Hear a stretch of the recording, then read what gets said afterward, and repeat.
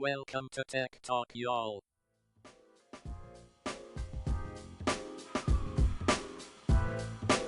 Hi, and welcome to Tech Talk, y'all, episode 411. I'm Adam Walker. And I'm Sanjay Parikh, and we're here to give you the 411. Give you the 411. on the So tech first news. question, Sanjay, is when is the last time you think you called 411? And for those listeners that don't know what it is, what is 411? 411 is the number that you call for information, I believe, right? Yeah. And the last time I called it was not in this century. Yeah, I don't think so. Yeah. I think it was in the 1900s. 90s? Yeah. Mm-hmm. 80s? Yeah. No, you for sure called it in the 90s, I think. Yeah, you would. Yeah. I mean, maybe did it not exist in the 80s? It might not have existed in the 80s. Yeah. And I think maybe even before, because I mean, there was a moment probably in the early 2000s where you had a phone that wasn't really a smartphone. Right. So you might have called it then. So like it might have been like as late as 05, possibly, maybe, you know. But also, I think, back in the day at least, I don't know if it's true now because I've not called it. Didn't you have to pay every time you called it or something? I think it was free. Was it a free call? I don't know. I wasn't paying my phone bill for the night in the 90s, so it's entirely possible that my dad, who's listening to this episode, paid for those 411 calls. So I don't know. Yeah, he's like, you'd have a lot of money now if you hadn't made all those 411 calls and bankrupted us. I mean, and invested those 411 calls into like Netflix or something, right? Although Netflix didn't go public in the 90s, but they didn't even exist in the 90s. But all right, we have a great episode for you. A hodgepodge of things to go through, a weird and wacky where Sanjay and I are gonna drop dead fight, and then some tech wrecks at the end, including one created by our friend Mickey that's been on the show before. So stay tuned because it's going to be a good show. What do you got for us first, Sanjay? So I'm actually going to switch up the order that we've got here because I want to group this first story in with the other stuff in just a minute. So first we're going to hit IKEA's next cheap Bluetooth speaker is a playful purple mouse. Yep. Okay. This thing looks adorable. Yeah, it really it's got does. a little recharging cable. That's the tail of the mouse. Right. And it's meant for kids. It's you can wipe it down. It's got a volume limiter on it so that you can't make it too loud, which is I good like that. for the kiddos. Okay. Yeah. Nice. I kind of like this actually. It's a nice little change, a little addition that they've done to kind of the lineup of speakers. So I'm looking forward to whatever they have next. Like I'm still eyeing those $10 speakers that we talked about last week or the week before. Yeah. Get 100 of those and throw them all around the house. Okay. All right. So then back to the first. Yeah, let's do the first one now. Yeah. All right. How does Lemonade autonomous car insurance work? And Lemonade is a car insurance company. I think we've talked about before. They did some pretty interesting things. And basically they're giving Tesla drivers a discount for every mile they drive the car on full self-driving, because the numbers show that in full self-driving mode, it statistically has less crashes. And so therefore they can insure it for less during those specific miles. And I meant to have this article pulled up. Let's look at, so what, do you have the numbers in front of you, Sanjay? I don't have the numbers in front of me. I've got them right here. So pull up the article, the stats were Tesla reports that in the full self-driving technology leads to 52% overall crash reduction, 14% reduction in highway incidents, 63% reduction in non-highway accidents. And as much as I don't like Tesla, I think those numbers are probably pretty accurate because computers are likely going to be better at these things than humans are. And we've talked about that many times on this show.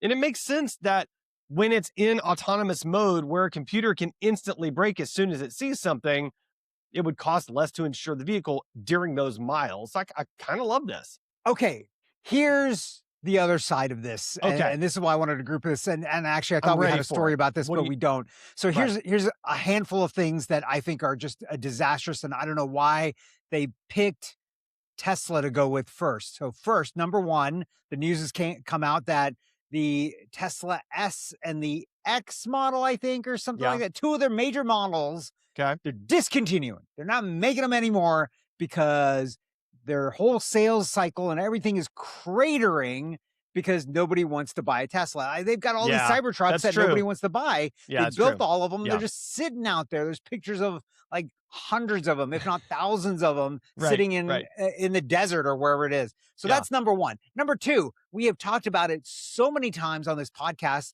of these crashes happening with Teslas that are in full self-driving because people are not paying attention. They're assuming they're full autopilot and they're not full autopilot. And then also the other story that we had where the full self-driving disengaged moments before an accident so that they could say, it wasn't running. Yeah, so, that's true. Yeah. All of these things combined, to me, I'm like, Lemonade, I don't know that this is the right choice. Like, this is not the pilot that you want to be doing. Well, yeah, I mean, but yes and no, right? Because, I mean, it does. It has all these problems, but I think you could still argue it's still legitimately safer per mile when it's engaged than when it's not, than a human driving. And so I think you'd have a hard time arguing against that. And therefore, like, I mean, why not? Like, be innovative, try something new. Like, like, what's the downside? You know what I mean? So. I mean, look, I totally agree. It is going to be safer. Maybe these things that we're talking about are aberrations. They're just dumb people doing dumb things. Right. And it doesn't matter if you have any kind of autonomous driving help or not. Dumb people are going to do dumb things and they're going to cause accidents and, do bad things. That doesn't prevent anything. I don't. What do you mean? Dumb people do dumb? Yeah. What? Yeah.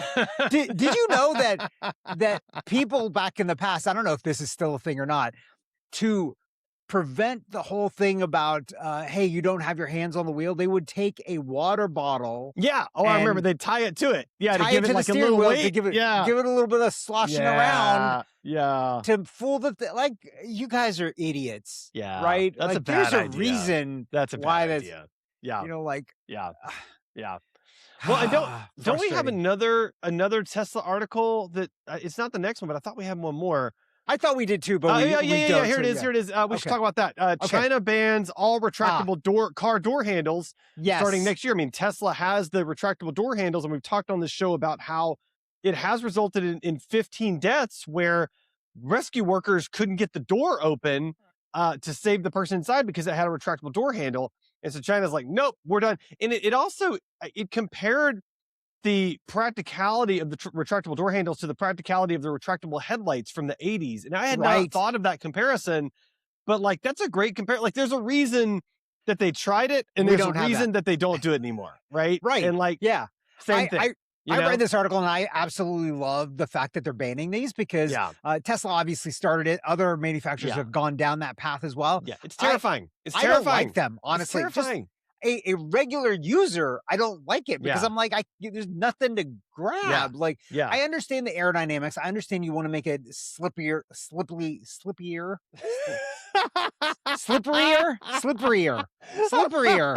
through the air.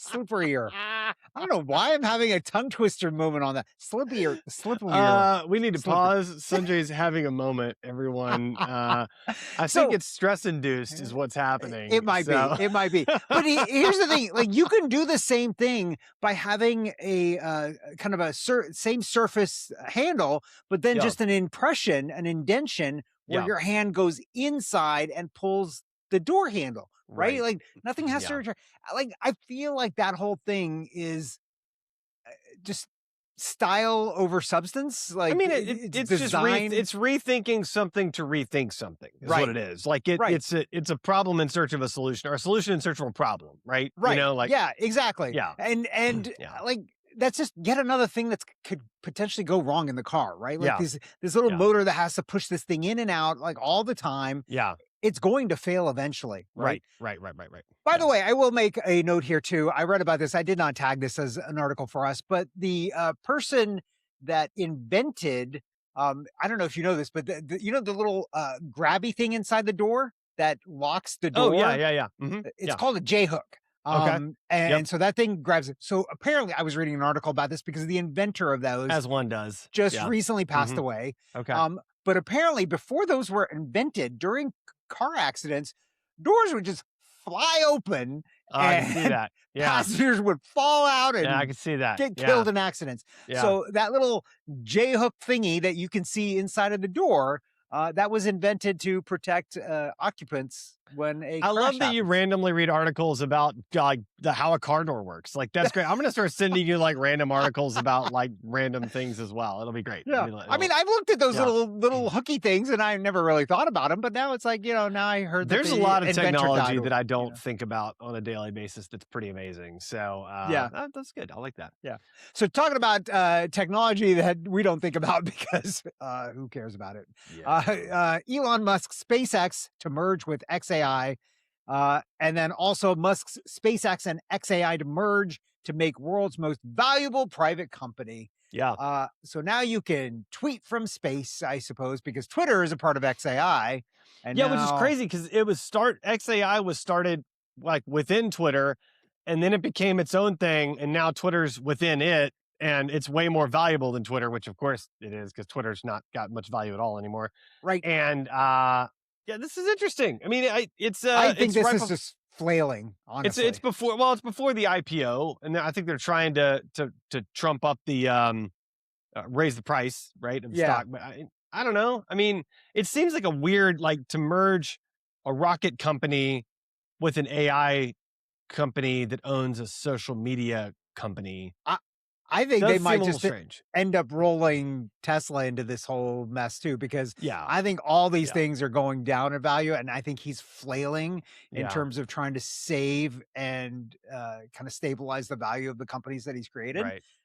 There was, it's funny because I read an article too. Well, I read the headline. I didn't actually read it. Apparently the Boring Company, which is yet another one of his companies, is doing something up in Nashville, apparently. Okay.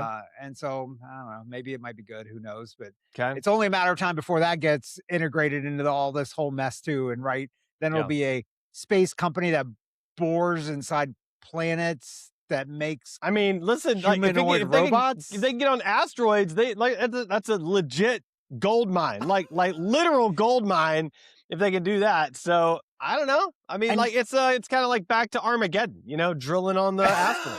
So, well, that was to save the Earth. That's why they were doing that. Yeah, but what if you could do it and you didn't have to save the Earth? You could just get extra rich from it. Like, that's a much more boring movie, but it could happen. That's all we need. We need him to be extra rich I need somebody to be extra rich. Don't need that. Yeah. All right. Revolutionary.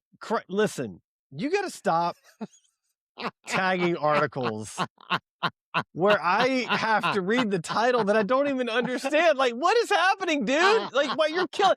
I think you purposefully go look for articles like this. I'm gonna set it up so Adam has to read this, and he's gonna sound like a total moron, and then I'm gonna get to explain it because I took retrophysics or whatever it was at Georgia Tech. Yeah, I'm making up words. Yes, that's great. All right, here's the article. Why do you think I reorganized the order of the articles? Right. I was like, no, let's talk about this one first. I see you. All right, here's the article.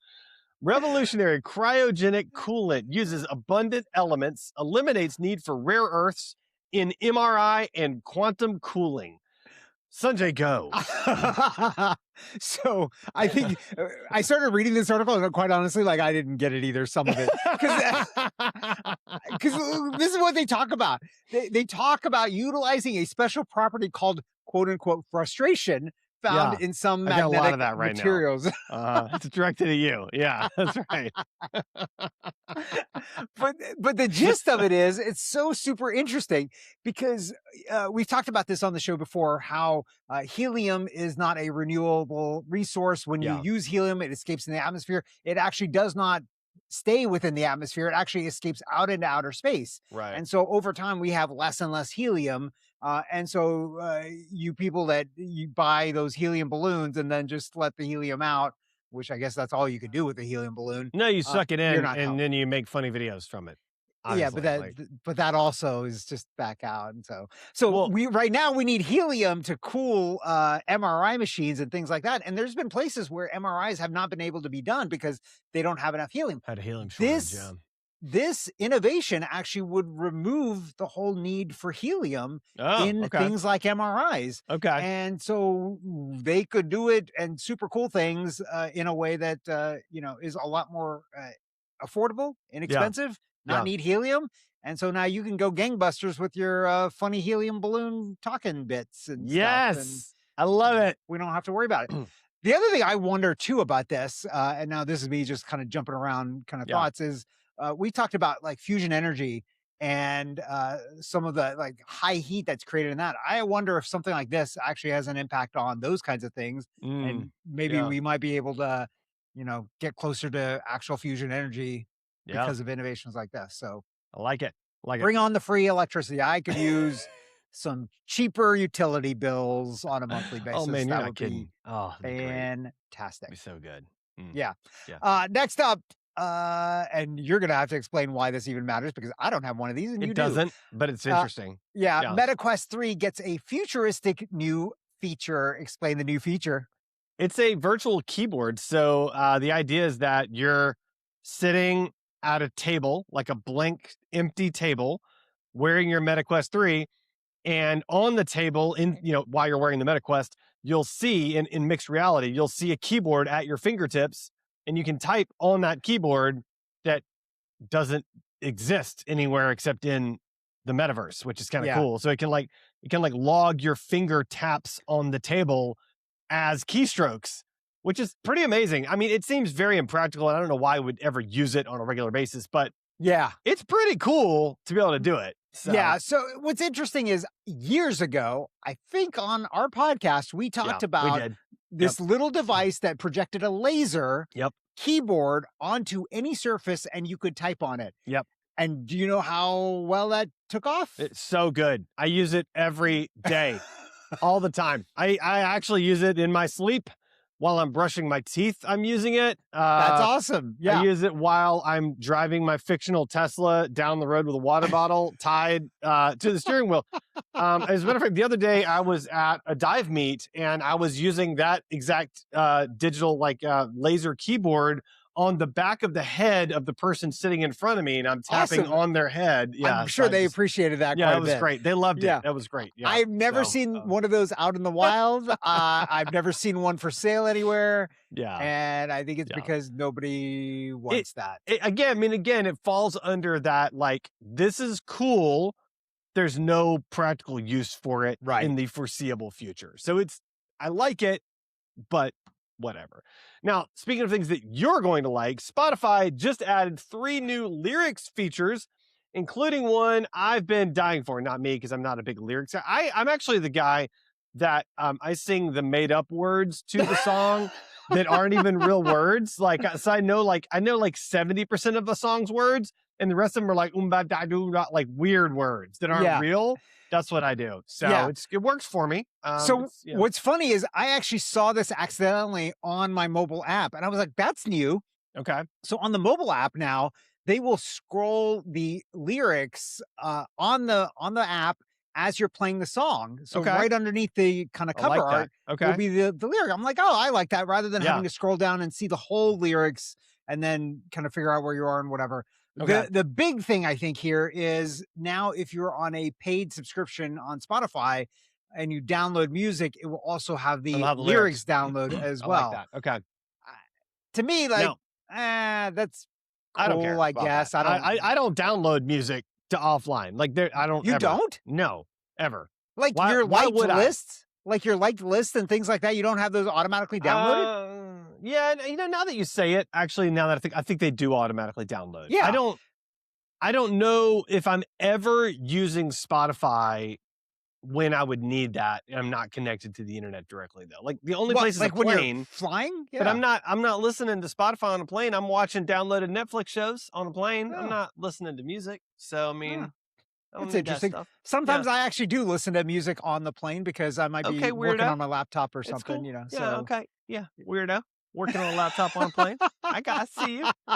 But I do that because, sometimes you don't have perfect internet access when you're driving around and stuff. Yeah, so that's fair. This just kind of smooths all that out. I don't even have to worry about it. Like the music's always good. So here's what we need to say. Yeah. About song lyrics, Uh-huh.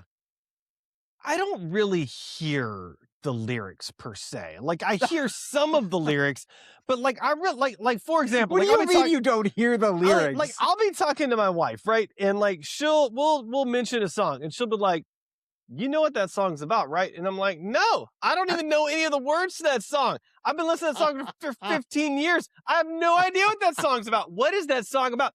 And like, she has this weird superpower where she can hear a song one time and knows all the words from then on, like just knows all the words and knows everything it's about. Like I'm like, I'm so oblivious to these things. Like I have no concept of what's going on. So yeah. I mean, I don't always pick up all the lyrics. I've got to actually go look up the lyrics. When I was a kid, right? You know, it was great back in those days because you'd have the liner notes, either in the cassette or whatever, and they'd give you the lyrics a lot of times, right? Yeah. So I used to read the lyrics and stuff. But there's a lot of songs like you that I sing and I still don't know the lyrics, and I can't get the wrong lyrics out of my head anymore. Yeah, it really messes so embedded you up at this point. Yeah. So, oh well.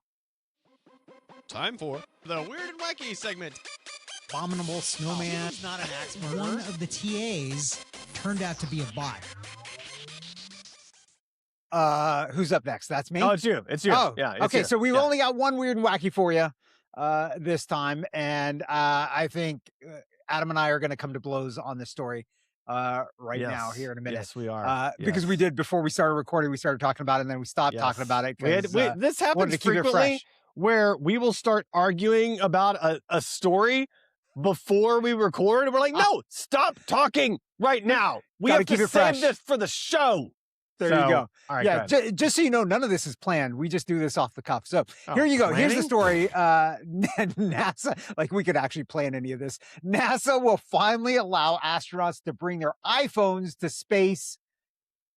I think this is the dumbest thing ever. Like, I think it's you're great. in a spaceship going to space with all of the technology. Correct. And you got to bring your cell phone. Yeah. Where are you charging that thing? Oh, wait. We got to stop. Pull the spaceship over. I need to charge my phone. You don't think a spaceship has some batteries in it? You don't think I could just like a charge port or something? They might, but I mean, what if you're low on power and you got to choose between life support and charging your phone? You know, some dum-dum is going to be like, I got to have my phone. Here's the argument. Okay. So I'm not saying astronauts can't work 24/7. They got to have some downtime. Okay. First of all, so like that's the premise.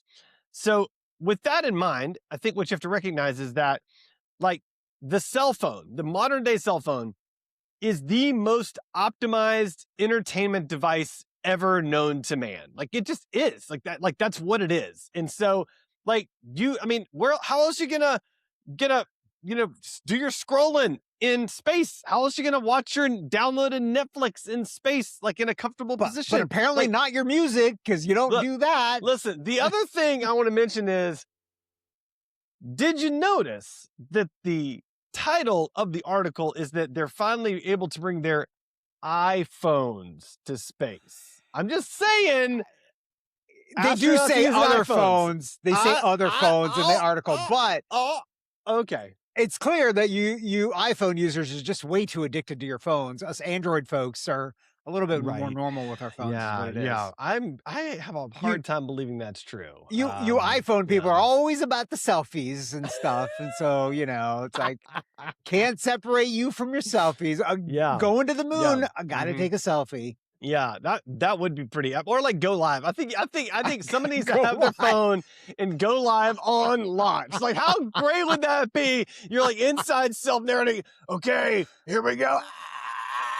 Like it'd be so good, so good. So I need to see that. Anyway, the only time I've had something like that was there was this one time that I was able to take a Navy COD, which is a little plane, and go fly out of Norfolk Naval Base and land on the deck of the USS Enterprise. So doing that, one does. One does. Yep. And then also getting catapulted off of the deck of the USS Enterprise in that save. I actually have selfie video of myself. It's not posted anywhere, but video of that takeoff and that landing. Yeah, I need to see that. Yeah, that's gonna happen. I need to see that. I'll dig that up. It's it was a crazy little trip. So that's amazing. that I get. But I feel like the astronauts should be doing a little bit more than worrying about selfies while they're. But maybe it makes sense. Tech wreck, time to get your tech wreck. Tech wreck. Chicky. Tech wreck. Time to get your tech wreck. Okay, Adam, it is tech wreck time. What's the 411 on your tech wreck? I'm going to recommend a tech wreck created by our friend Mickey. It's called readingrefresh.com. It's readingrefresh.com. Mickey is a big reader. I'm a big reader. But Mickey's like always diehard about trying to retain the knowledge that he's learned. Whereas I'm very bad about never caring at all about retaining anything. So I'm just being real. So he's created this thing where you can go and you can be like, I've read these books, and it'll like randomly bring up one of the books that you've read. You can just check off the ones you've read. They're common books. And then just watch a quick video recap of the book. Like, here are the main things from that book. So like Atomic Habits is on there. And it's like, oh, well, here's the main things from Atomic Habits. Like, oh yeah, that's nice. I'd forgotten about that one little thing, right? So it's just a way to like a quick 4 to 6 minute videos, quick refresh. Like, it's just handy knowledge, handy learning, handy refreshers. So, yeah. So video cliff notes of books you've read. Yeah, which I kind of love. Like, it's kind of great. That's cool. You know? Yeah. So, yeah. All right, Sanjay, what do you have for us this week? So I've got something that's tech kind of based, I guess, but not really technology. It's a cup that we took with us. So recently we went on a 3-week trip to India. One of the biggest problems you have when you go to a place like that is worrying about getting sick from the water. Yep. And so we took these cups. They're not really cups. They're, I don't know, water bottles called Grail, Grayl. So the greatest name ever, by the way. Oh my gosh. I freaking love this. So these are actually meant originally for camping. So if you're out in the wilderness, you don't have access to clean water. Yeah. You can put these into a stream of water and then push down with the filter. So it's a lot of manual effort, but basically the filter will filter out 99.99% of contaminants, viruses, bacteria, all of these things to keep you safe with the water that you drink on them. So we actually took one for each family member. We used these exclusively. Even when we were drinking out of bottled water, we still filtered them through these. Okay. 3 weeks of a trip. We did not get sick from anything like that. We were able to escape any kind of sickness like that. We also made sure we didn't eat fresh foods. We only ate cooked stuff. So that's the other place they get you. Yeah. But what was interesting was near the end of our trip, we actually saw another traveler from the US that also had a Grail cup. They had just gotten there and we're like, yep, definitely do that. That is the way to stay safe. So if you're ever in a place that has, or you're worried about the quality of the water, check out the Grail cup. It is, or Grail bottle. I don't know what they call it, but it's fantastic. It works really well. It's a bit of effort, so make sure you practice before you go, but it's really good. And for those of us that are like, normal humans that like appreciate the beauty of coffee, they have a coffee press kit. Now, I know that you're not a normal human and you don't care about coffee, and that's fine. I'm not judging you for that, except that I am. But they have a coffee press kit. So they do. Yeah. So if you're out in the wilderness or someplace and you need your coffee, which I do. They've got a bunch of stuff. You do there is a cartridge filter that lasts, I don't know how many uses, but so you do have to replace those. It's not like a one and done forever type of thing. We did take, I will, a bonus tech rec. We also took a Steri pen with us as well, which is a UVC light that you swirl around in water. I think it's 90 seconds, 60 seconds, something like that. There's a timer on the thing. And I found some research that said you should really do it twice. So there were a couple occasions that we used the Steri pen just to make sure, kind of based on the stuff that we were doing. Okay. But between those two, you'd be good. I have 2 things here, 2 thoughts. I'm looking at their website. One is it's $100 a bottle, so beware of that. It's not inexpensive, but it's cheaper than getting sick. Yeah, I totally agree. The second is I'm looking at, like, they have several reviews of their stuff, and like here's one. It's got 3,134 reviews, all 5 stars. 408 reviews, 5 stars. If it's always 5 stars, you can't trust it. Everybody knows that. So it's got to be the magic. I'm just saying the magic numbers between 4.2 and 4.6. Anything above 4.6 is just straight suspect. I'm just telling you right now.